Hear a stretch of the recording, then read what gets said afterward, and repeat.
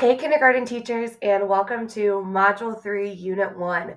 We are officially halfway through the school year, which is a little crazy, and I hope you had an enjoyable holiday and got to take some time for a little bit of a break to give back to yourselves and spend with family. So for Module 3, Unit 1, we will be heading into our unit on trees. So researching to build background knowledge and teach others trees are alive, a study of living and non-living things. Just a reminder that Bitly will take you to a forced copy of the PLC note catcher for you to jot down any notes or wonderings that you may have. And then lastly, again, I am Sarah Hessen, your elementary curriculum specialist for kindergarten, and my email is listed there below if you have questions or wonderings. So our session agenda, again, this session will follow a similar layout that we have been doing. I will be taking us through for the lesson or task in action, a new way to internalize your units and getting down to the lesson level specifically. So starting for our opening, we're going to begin with our Module 3 overview. So take a moment and inside of the note catcher, you can pause the video here and watch the Module 3 overview video. You're going to use the guiding questions to support your learning of the new module. When you're ready to move on, press play and we will continue.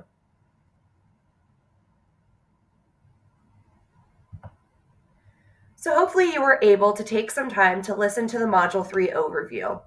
On the screen here are some of those questions to guide your viewing of that video. In this module, students explore the big ideas that all living things in the natural world have needs in order to survive and grow, and that through observation, we can discern patterns in the ways that living things meet their needs. Inside of Unit 1, students will learn what makes something living or non-living, so setting up that background information, and about different types of living things and the common needs of all living things. They develop this understanding through research reading of text, What's Alive. Students also plan and conduct investigations, such as closely viewing various living things, caring for seedlings, and observing what happens over time, and recording their observations in a living things research notebook. As we move into Unit 2, students focus on the needs of animals as living things and how trees help to meet those needs. So we're shifting from background of what's living things versus non-living things to now we're applying that information to how trees specifically help meet those needs. Through a close study of the text, Be a Friend to Trees, students engage in whole group and small group research on how trees provide food for animals. Moving into Unit 3, students build on their understanding of the needs of living things and further develop their research skills by researching a specific tree in small groups. During their small group research, students learn about the tree, its needs, and how it supports other living things' needs for foods. This learning culminates a series of science talks designed for them to share their research findings. They then are going to use their learnings to create an informational tree collage, which includes a collage, informative writing, and an animal puppet to represent how that tree supports living things. They'll work on revising their writing and collage and practice presenting their work. So go ahead and prepare and start thinking once you get to Unit 3, how are you going to celebrate students' work? Another thing to consider with Unit 3, with that tree collage, thinking about different things that students can use to make that collage. Don't just give them colored pencils and crayons. Get creative. So for example, when I was teaching this unit in kindergarten, I used tissue paper that students would cut up, and that's what they used to decorate and create their tree collage. That's one option. Yes, it took a long time, but they turned out really nice, and it was really neat to see once they got finished. So consider that as an option or something else to get creative other than colored pencils and crayons for students to make their collage. So word on the street, and I know a lot of us have heard this multiple times, why do K2 students have to spend so much time on one topic? We spend 2 modules on the same topic. That doesn't make any sense, and students are over it. They're bored. So I want to kind of dive into this word on the street and why it's so important. And when we think about our students and them building and developing knowledge. So Module 3 is going to lay that foundation work for Module 4. In Module 3, students build a deep knowledge about a specific topic of living things and trees specifically.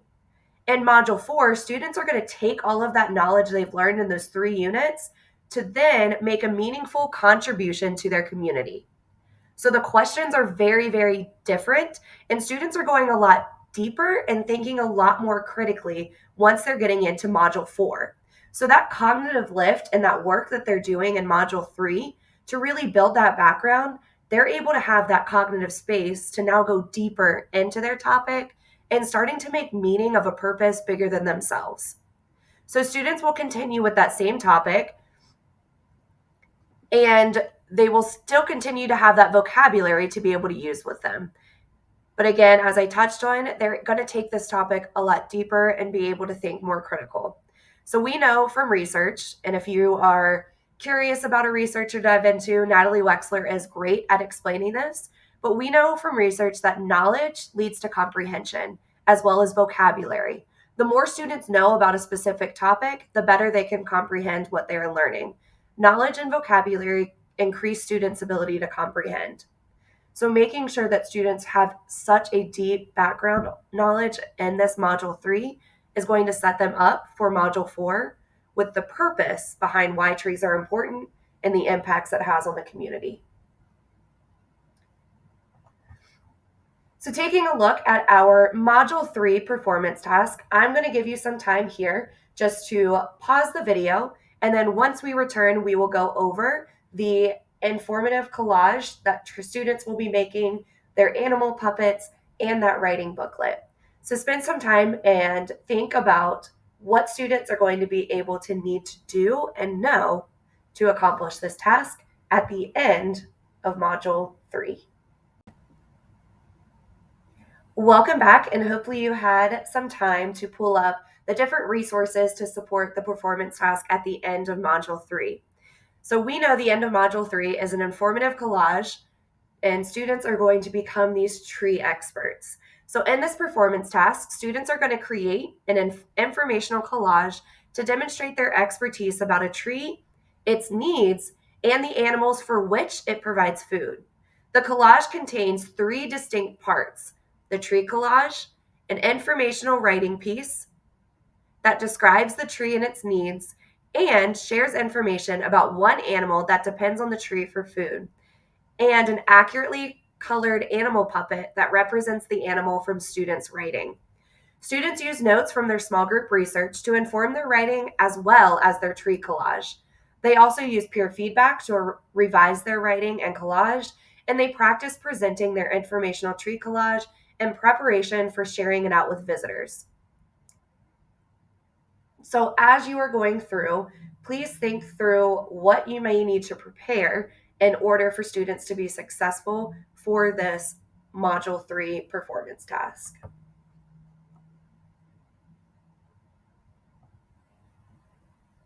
So taking a look at Module 3 overview, the big ideas and guiding questions.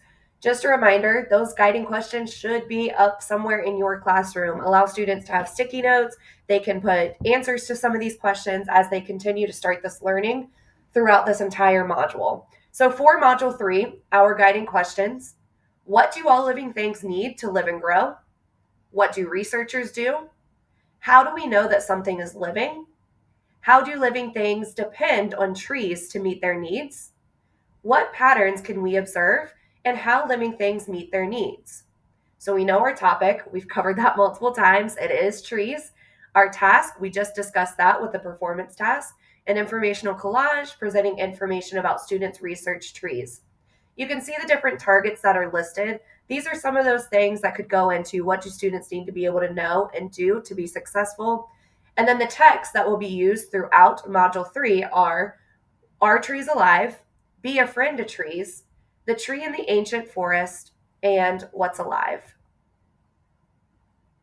So taking a look here, this is straight out of Imagine Learning Classroom, or ILC, inside of the Module 3 overview, Unit 1 at a glance. We're going to get ready to shift from our Module 3 big picture and start focusing in on Unit 1 specifically.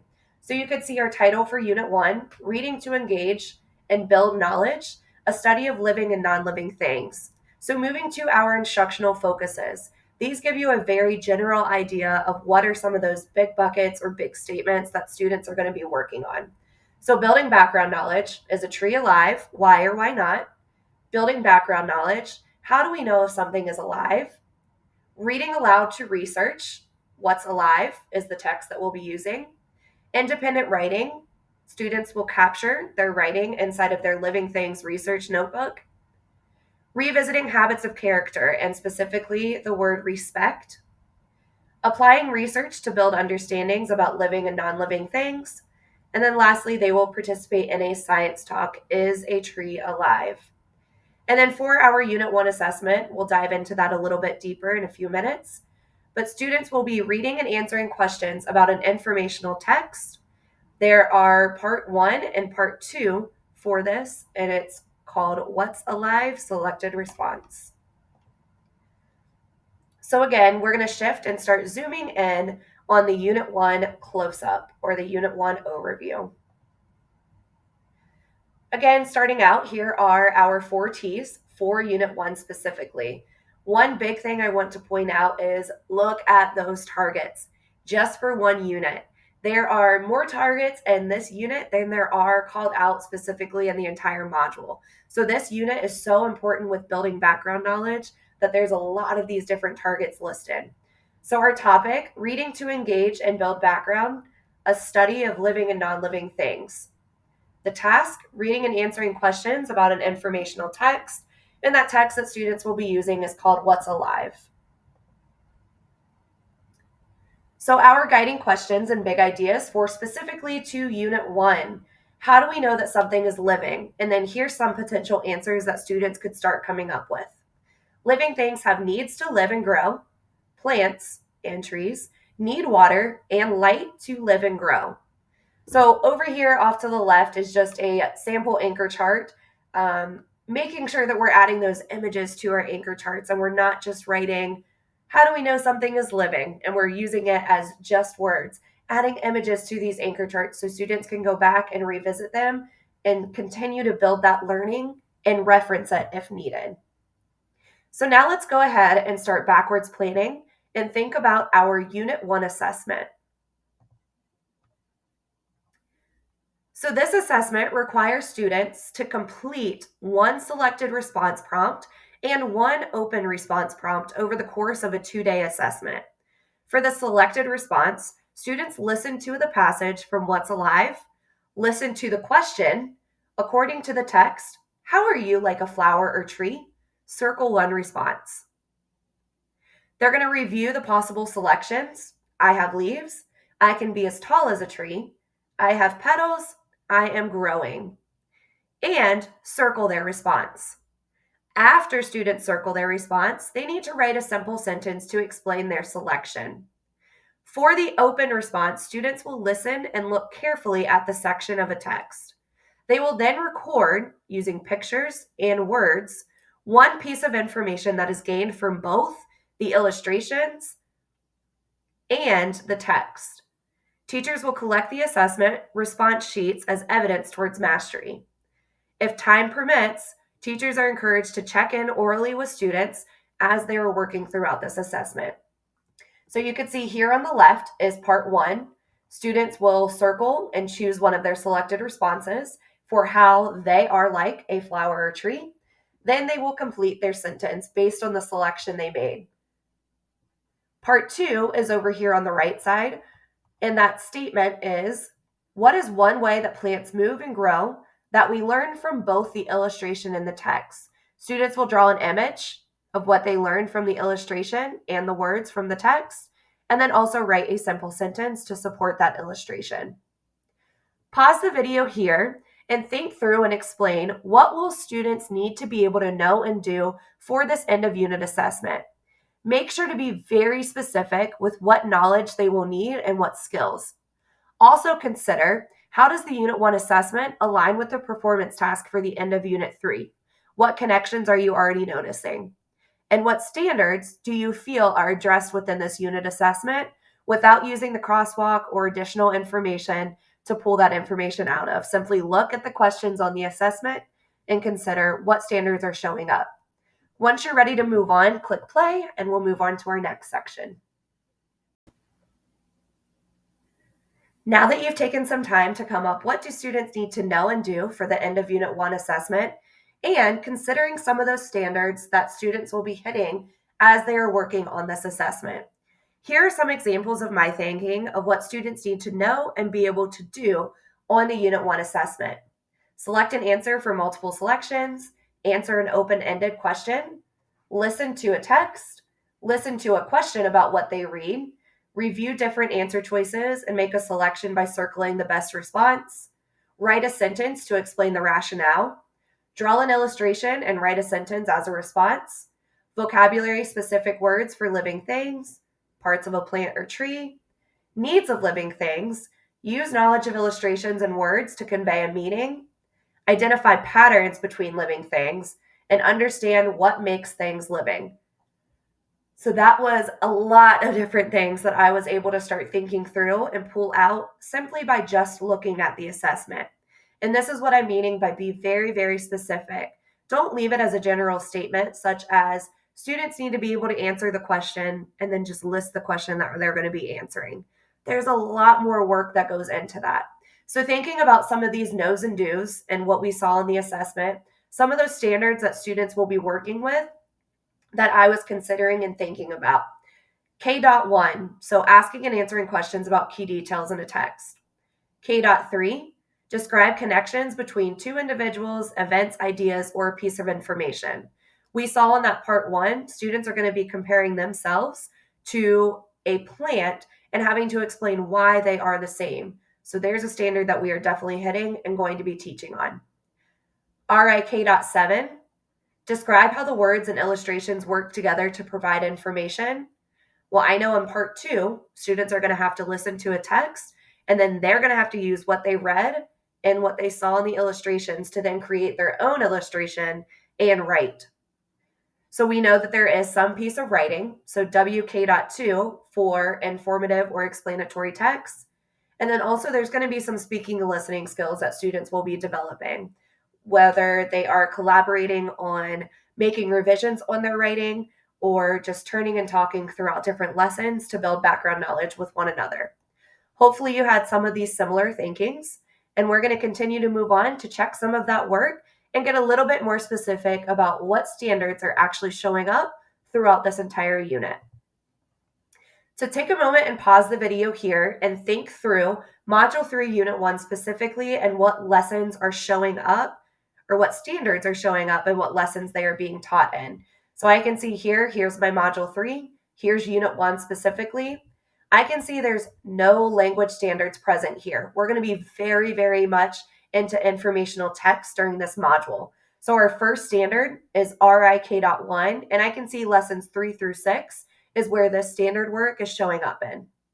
I can see in RIK.2, lessons 2 through 6, that is where that standard is showing up. So pause the video here and take some time to jot down what standards are showing up. Make sure you're writing out the whole standard so you can understand when we say RIK.1, what does that mean? So when we go into our lessons, we can explicitly pull out explicit instruction and student practice that is aligned.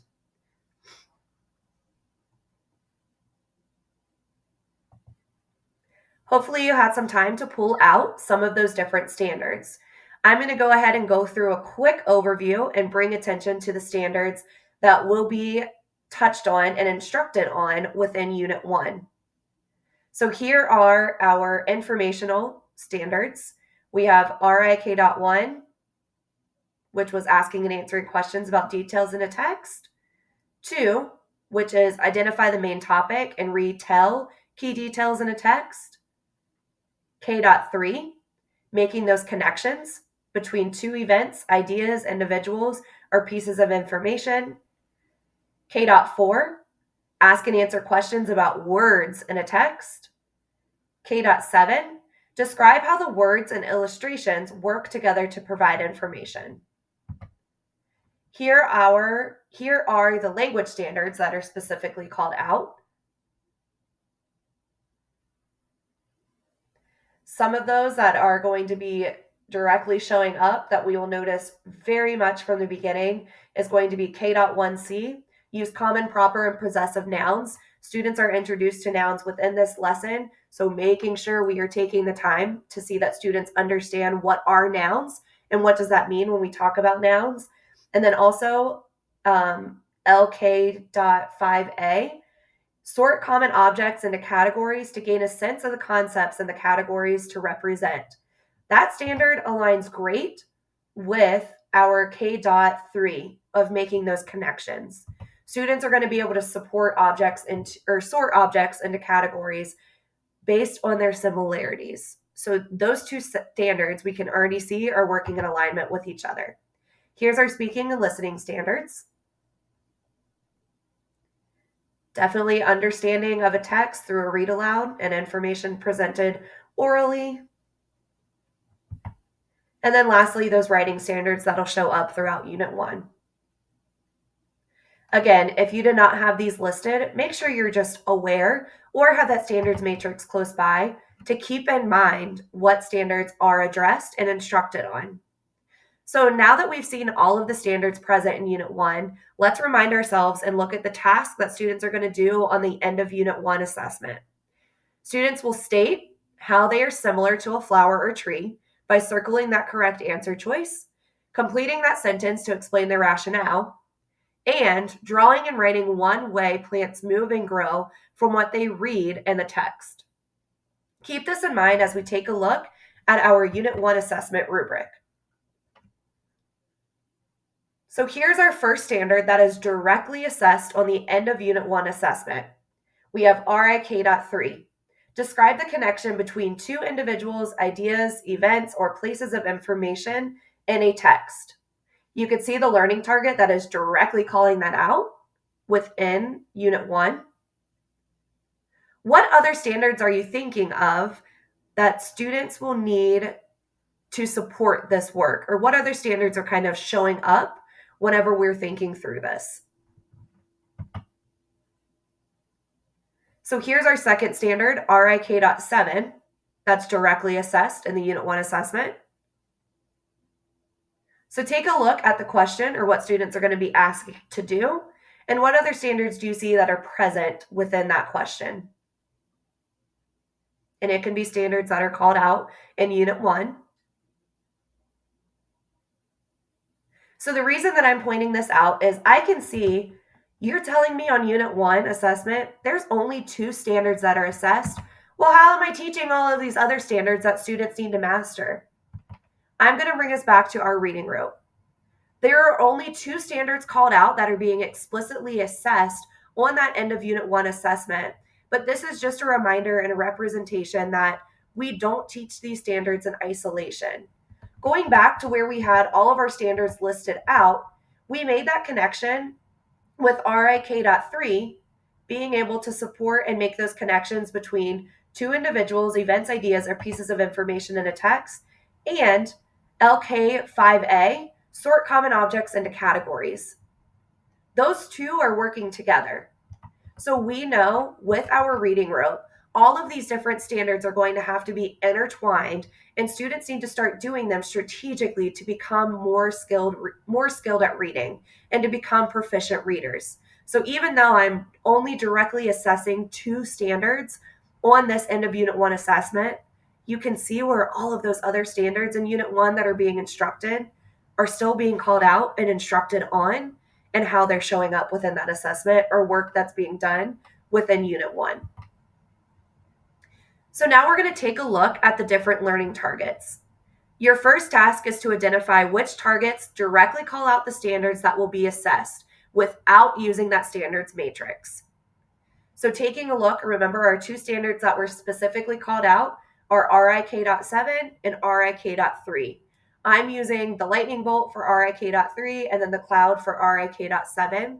And when you return, we're going to take a look at which lessons are explicitly calling out our 2 standards that are being assessed. So as we're looking at this slide, you'll see animations pop up in a minute, but just thinking about our 2 standards that are assessed How are they showing up within these lessons, and which learning targets are specifically calling them out? When you're ready to move on, press play, and we will check your answers.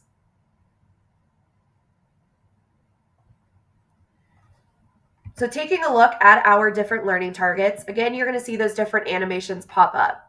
This is just a reminder. There are a lot of other standards being instructed on. We are not just focused on RIK.3 and RIK.7 like a checklist to say, yes, they have mastered it.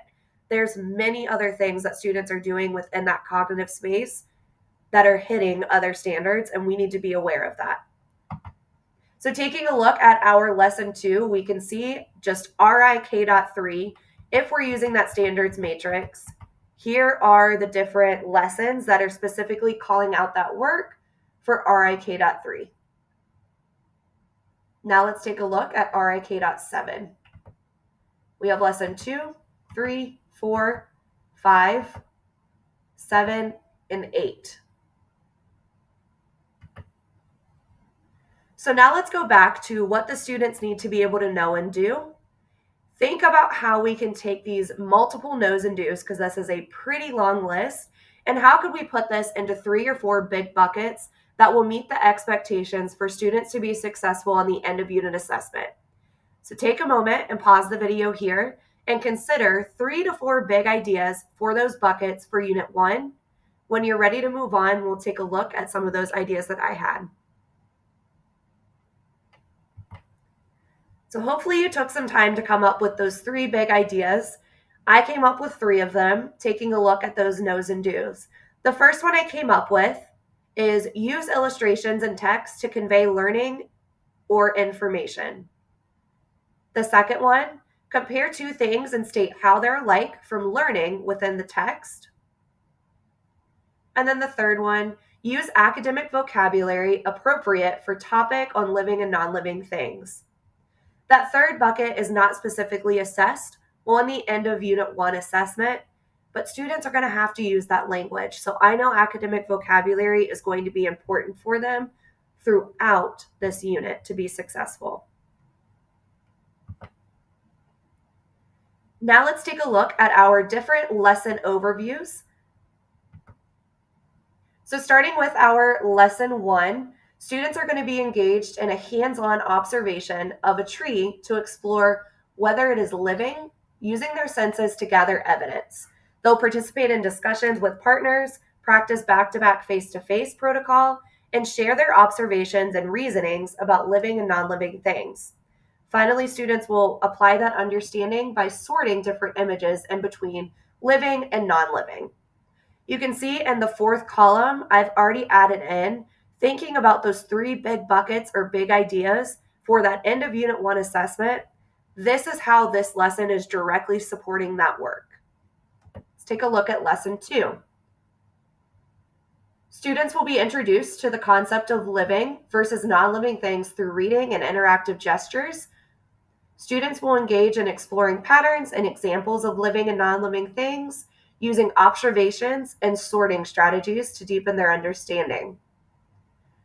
Students will have reflective discussions, fostering collaboration and reinforcing those concepts through using that research notebook that they will start keeping. Lesson 3, students will continue to work with that poem, What's Alive and What's Not. This is where your nouns work is going to be taking place. They explore living things by reading aloud what's alive and identifying criteria such as the need for food, water, and air. Lesson 4, students again will continue that work with nouns, but this time taking a look at singular and plural nouns through using that poem activity. They'll continue to use that text, What's Alive, to research characteristics of living things. Students will then continue to work with their research notebook to jot down their reflections and understandings of living and non-living things. Again, just going back to that 4th column, thinking about those 3 big buckets for students to be successful on this unit. This is how lesson 4 specifically aligns to that end of unit assessment. Lesson 5, students will again practice identifying and transforming singular and plural nouns. They'll research living and non-living things by reading and acting out with different movements. And they will begin talking and observing different patterns of growth and record their findings. Lesson 6, students explore the criteria for living things through shared reading and acting out concepts. So again, still using that poem. They're confirming their prior knowledge by rereading what's alive and participating in a scavenger hunt to observe, classify living and non-living things.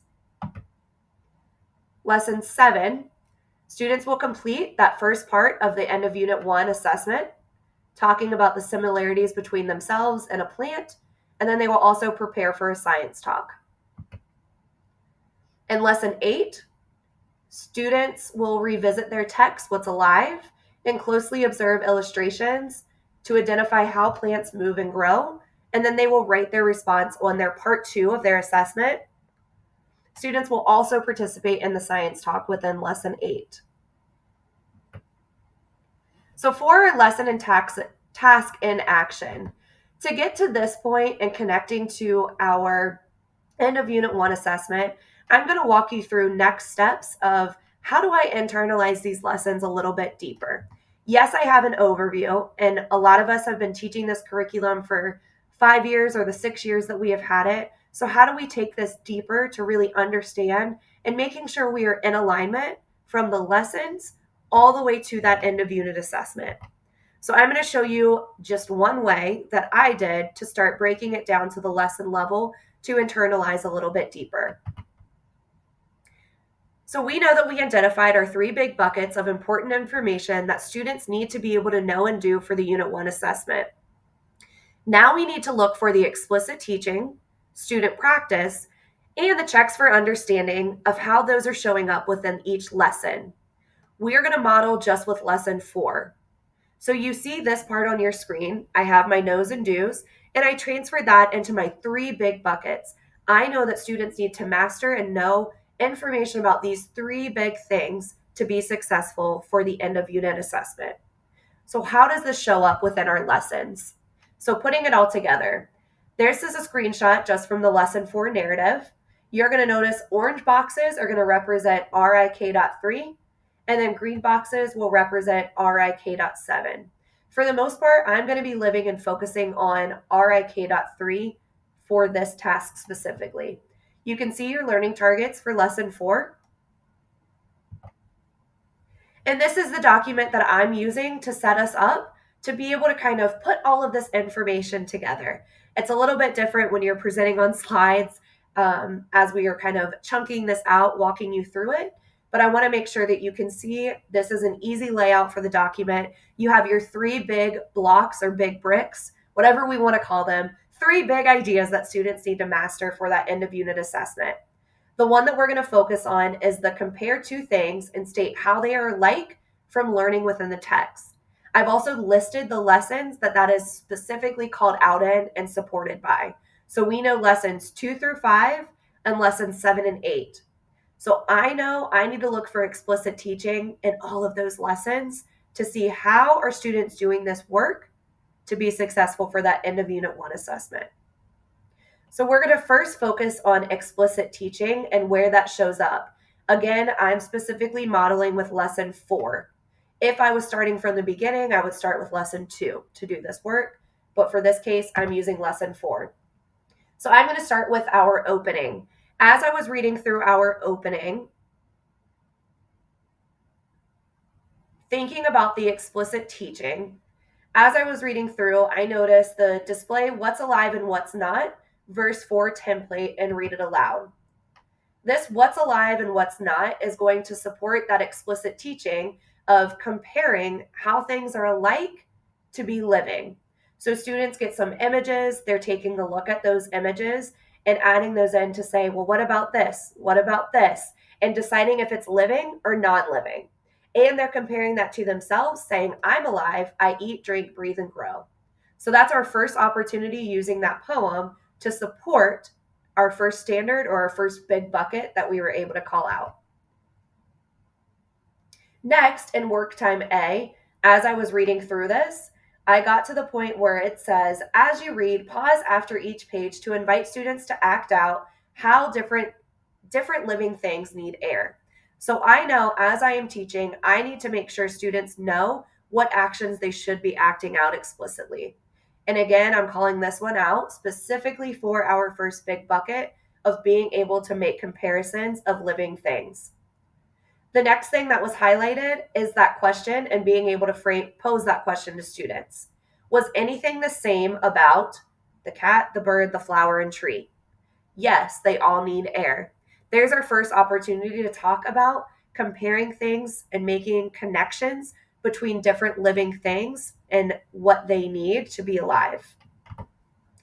Moving on into work time B, again, as I was reading through, this whole paragraph chunk that is highlighted in orange is explicit instruction on comparing things that need air to be living.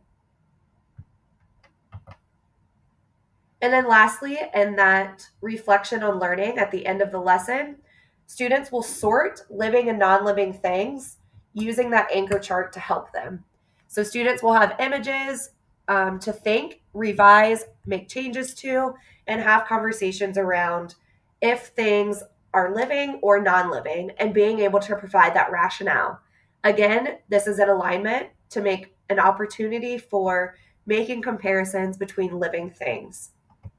So taking all of those informations from the opening, work time A, work time B, and then into the closing, I would list those things inside of this document where this orange box is beside lesson 4. Because I know in this lesson, there's many opportunities that I'm hitting this first big rock of setting students up to be able to compare two things. I need to make sure students have that language and understand that that's what we're doing when we're doing those different tasks. The next step that I'm going to move into is thinking about student practice. So we had our explicit teaching. So how are students practicing this first big rock?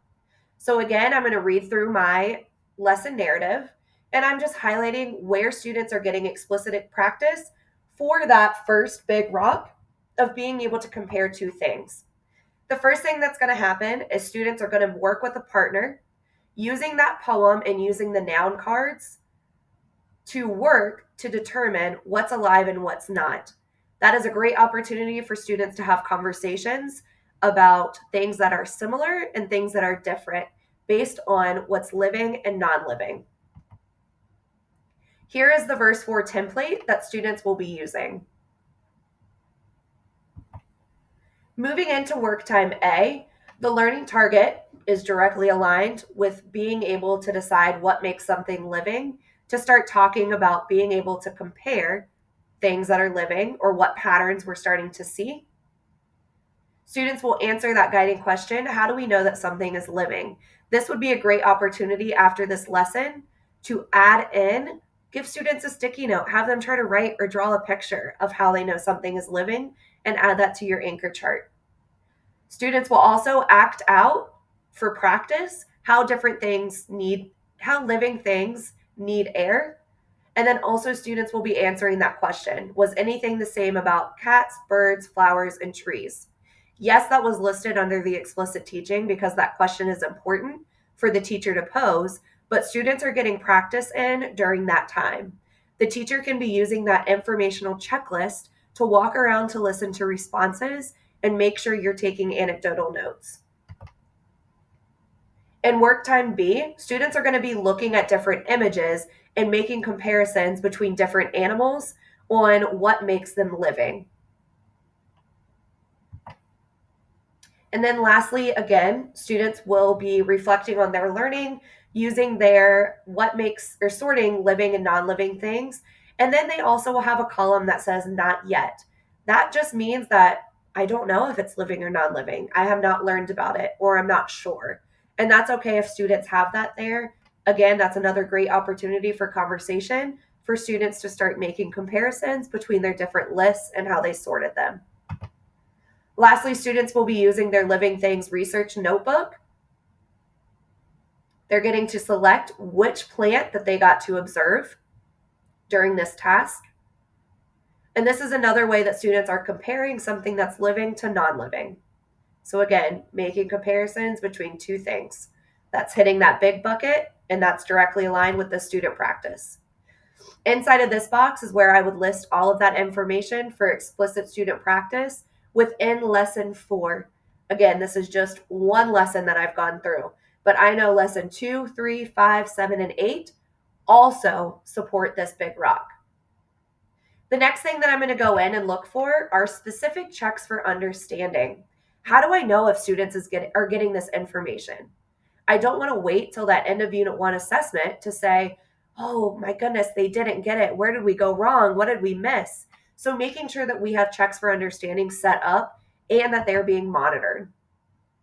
So the first thing that students are going to be able to do for that first check for understanding at the end of lesson 4, again, this is just lesson 4, but you would want to do this with each of your lessons.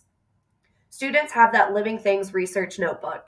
They're making comparison. Something that I would do is walk around with my checklist, asking students the question that's here at the bottom and seeing if they're able to compare a healthy plant to an unhealthy plant. And I'm able to check off yes, no, and kind of on my checklist to help me determine what group might I need to pull just to make sure I'm clarifying what students might be struggling with or clarifying the difference between a healthy plant and an unhealthy plant. Some other opportunities that you want to make sure you're listening to students with are those specifically posed questions from the teacher during that explicit teacher instruction time. So was anything the same about the cat, the bird, flower, and the tree? How do we know that birds and plants are living? Well, now we're comparing birds and plants. And as a teacher, it's okay to make that point, to say now we're comparing, we're taking a look at birds and plants. Those things are not the same, but there's something that they all need to be living. What is that thing? And then lastly, the question, what did you observe about living things need air? So all of these questions set up a great time and a great opportunity for checks for understanding. I just want to go back to this document. Again, this process and using this document is just supporting internalizing to the lesson level. This is very similar to going through and saying teacher actions, student actions, but now we're applying it to those 3 big buckets for what are the expectations for the end of unit. The last thing I want to point out is my 3rd big bucket. Use academic vocabulary appropriate for the topic on living and non-living things. That is not directly called out in the standards or at the end of Unit 1 assessment. But for students to be successful within all of these lessons, there's got to be some explicit instruction and teaching taking place and practice with this academic language. So I know that that is a big rock, especially for when students are doing their research, to be able to master. So that is why it is on this page, even though it's not specifically called out. So I hope this process kind of helps you think through different ways to unpack your lesson level to really get in deeper to internalize it. So your next steps, I gave you your first one. Try to use that format of internalization during your PLCs to complete this work for the other 2 big buckets and other lessons. So when I say big buckets, I stayed with this first one of comparing 2 things and state how they're alike. I didn't complete it for all of the lessons, but try to do this work either with completing it for the other lessons or moving on to the next big buckets. Use illustrations and text to convey meaning, and then using vocabulary as you're going through your different lessons for Unit 1. So take some time and think about what your 2 other next steps might be for yourself. And please make sure that you are listing this on the feedback form. I would love to see how you're taking this work, how you're taking this PLC deep dive and being able to apply it to the work that you are doing when you're unpacking in your own schools and in your own classrooms. That supports me as I'm planning these deep dives, and a lot of love and thought goes into this. So I want to make sure that they are being beneficial for you, whether you are a first-year teacher teaching this curriculum or you've been teaching this curriculum for 5 years. I want to provide new opportunities to take it deeper, to make sure we're seeing a through line from lesson 1 all the way to the end of Unit 1 assessment. So I hope that you found something new to take away today. Again, just a reminder, this is that literacy survey, that bit.ly or the QR code. Again, please make sure you are answering the questions for Module 3, Unit 1. Make sure you're not accidentally going ahead to Module 4 or Unit 2. Make sure you are filling it out for the correct module that you're watching. And again, making sure that you're remembering to put in what were some of your next steps. I look forward to being back for Unit 2 and excited to continue this work with you. And again, I think I say this often, but thank you for the work that you are doing inside of our schools for our students, as our work matters and it is important, and you are the ones in front of them each and every day.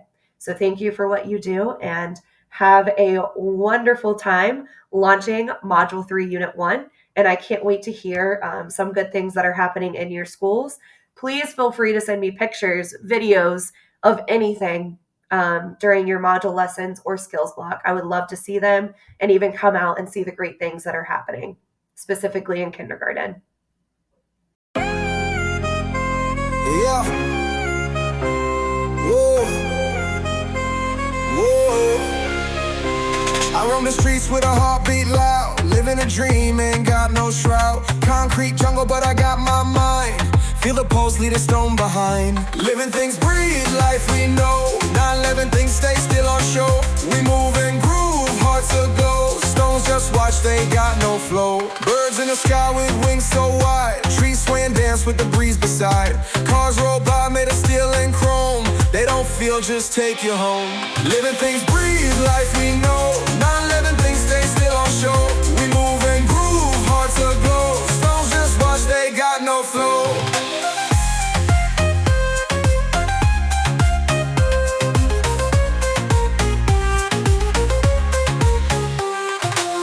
My chest, my heart, it beats. Feel the rhythm in the city streets. Machines, they hum, but they don't care. Human soul is rare beyond compare. Ants build hills, they never rest. Rivers flow with a current zest. Buildings rise, but never speak. Feel the vibe, life ain't weak. Living things breathe, life we know. 9/11 things stay still on show. We move and groove, hearts aglow. Stones just watch, they got no flow.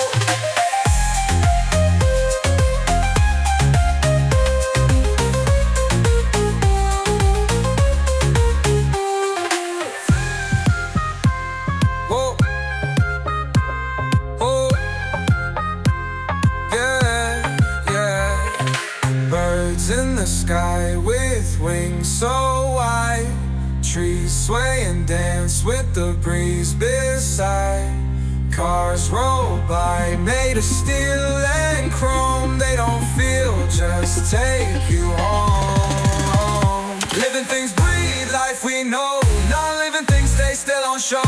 We move and groove, hearts aglow. Stones just watch, they got no flow. Living things breathe, life we know. Non-living things stay still on show. We move and groove, hearts aglow. Stones just watch, they got no flow.